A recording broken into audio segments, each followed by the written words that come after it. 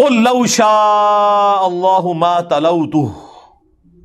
تلوتہ علیکم، اے نبی تم فرماؤ کہ اگر اللہ ہی چاہتا تو میں کبھی قرآن تم پر نہ پڑھتا، ولا ادراکم بہ، اور نہ اللہ تعالیٰ تمہیں اس کتاب کے اوپر مطلع کرتا۔ اللہ اکبر، یعنی یہ اللہ کی مرضی تھی، یعنی مجھے خود بھی نہیں پتا، مجھے اللہ تعالیٰ نے مبعوث کیا اس کام کے لیے۔ ایک اور جگہ قرآن میں آیا کہ اے نبی تم فرما دو کہ مجھے کوئی امید نہیں تھی کہ میری طرف یہ وحی نازل ہوگی، یعنی میں کوئی دھاگ لگائے نہیں بیٹھا ہوا تھا اس اعتبار سے کہ میری طرف کوئی وحی آنی تھی۔ نبی علیہ السلام تو ایک بڑی ڈائنامک لائف گزار رہے تھے۔ جب آپ کی عمر مبارک کا 40واں سال شروع ہے تو اچانک آپ دنیا سے دل آپ کا اچاٹ ہوا، کیونکہ اگر نبی علیہ السلام شروع سے ہی کوئی اس طرح کی تپسیا کر رہے ہوتے کسی غار میں بیٹھ کے، تو لوگ کہتے کہ یار اتنے سالوں سے بیٹھا ہوا تھا، کچھ نہ کچھ تو اس نے نکال لانا تھا اس میں سے۔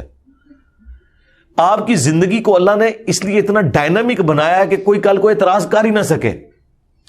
ایک چلتا پھرتا ایکسٹروورٹ انسان جو ایک مکے کی امیر ترین عورت کا خامند ہے، جو تجارت کر رہا ہے اور بالکل نارمل لائف گزار رہا ہے، اچانک جب اس کی زندگی کا 40واں سال آتا ہے اور اس کا دل دنیا سے اچاٹ ہوتا ہے، اور چند دلوں کے لیے اللہ تعالیٰ اس کی رہنمائی کرتا ہے غار حرا کی طرف، اور وہ بھی اس کی بیوی اسے کھانا باندھ کے دیتی ہے ساتھ۔ اندازہ کریں، بخاری مسلم میں ہے کہ نبی علیہ السلام اپنا کھانا گھر سے لے کے جاتے تھے، ان کے بابے نگاہ مار کے تو یہ وہ کر دیتے ہیں، اندازہ کریں، اور حضور اپنا کھانا ساتھ لے کے جاتے تھے، اور وہاں پہ فرشتہ آتا ہے اور وہ سارے کا سارا سلسلہ نبی علیہ السلام کے لیے ایک مشکل زندگی کا آغاز شروع ہو جاتا ہے۔ اور اس لیول کی مشکل زندگی کہ وہ لوگ جو پہلے آپ کو صادق اور امین کہتے تھے وہی آپ کے جان کے دشمن بن گئے، حتیٰ کہ آپ کو 52 سال جس شہر میں آپ نے زندگی گزاری وہ شہر بھی چھوڑنا پڑ گیا۔ کوئی اعلانیہ نہیں، رات کے وقت اندھیرے میں آپ کے سر کی قیمت 100 اونٹ لگ چکی ہوئی ہے، اور اسی میں آپ کو غار ثور میں بھی 3 دن کے لیے رکنا پڑا، اور پھر اس کے بعد بھی کوئی مدینے میں جا کے نبی علیہ السلام کی زندگی کو سکون کی نہیں ہے، جنگوں سے عبارت ہے۔ 2 ہجری میں غزوہ بدر، 3 میں احد، 5 میں خندق، 6 میں صلح حدیبیہ، 7 ہجری میں غزوہ خیبر، 8 میں فتح مکہ، اور 8 ہی میں غزوہ حنین، اور 9 میں رومن امپائر کے خلاف غزوہ تبوک، اور 11 ہجری کے سٹارٹ میں ڈیتھ ہو گئی۔ پوری کی پوری زندگی قربانیوں سے عبارت ہے۔ یعنی اتنی سکون کی زندگی حضور کی گزر رہی تھی، 40 سال سکون سے گزارے ہیں، لیکن اپنی زندگی کے آخری 23 سال آپ کے مسلسل جد و جہد کا نام ہے، جنگوں کی تکلیف اٹھانے کا نام ہے، اپنے قریبی ساتھیوں کی لاشیں اٹھانے کا نام ہے، اپنے گھر والوں کی تکلیف سے گزرنے کا نام ہے۔ 3 بیٹیاں جوان فوت ہوئیں، بیٹے فوت ہوئے، اپنے ہاتھوں سے دفنائے، قریبی ساتھی شہید ہو گئے جنگوں کے اندر، اور کیا کیا تکلیفیں آپ کو مستقبل کے لیے بھی بتا دی گئی کہ آپ کے نواسوں کے ساتھ یہ ہونے والا ہے، آپ کے فلاں صحابی کے ساتھ یہ ہونے والا ہے آپ کے بعد۔ اگر آپ نبی علیہ السلام کی جگہ اپنے آپ کو رکھ کے دیکھیں تو اتنے مضبوط اعصاب کا انسان آپ کو کوئی اور نظر نہیں آئے گا۔ ایک تو زندگی میں تکلیف، اور یہ بھی بتایا جا رہا ہے کہ آپ کے بعد یہ ہونا ہے۔ ہم تو ماضی میں یاد کر کے ان واقعات کو کتنی تکلیف سے گزرتے ہیں۔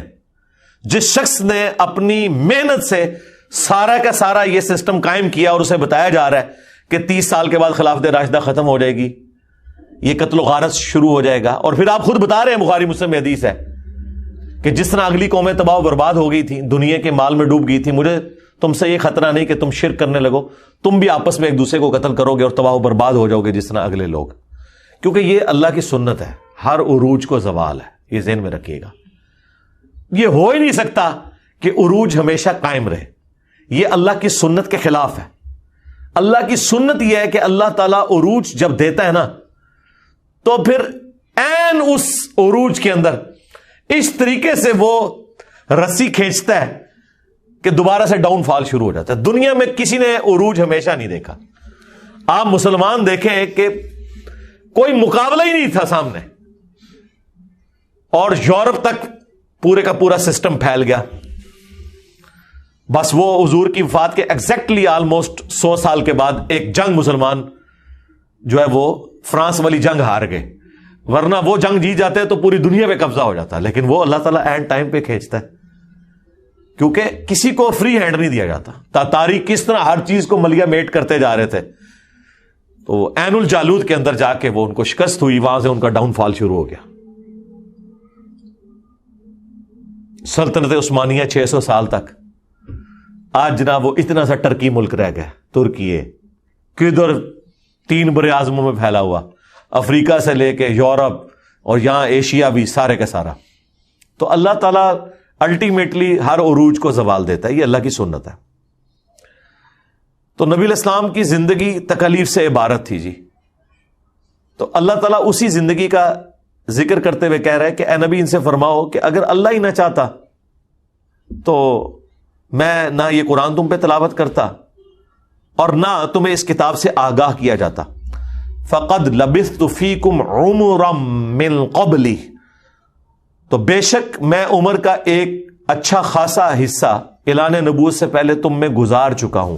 افلا تعقلون, کیا تم عقل نہیں رکھتے؟ اچھا, لوگ اس آیت کا ایک پہلو لیتے ہیں کہ جی دیکھیں نبی الاسلام اعلان نبوت سے پہلے بھی ایک پرفیکٹ لائف گزار رہے تھے.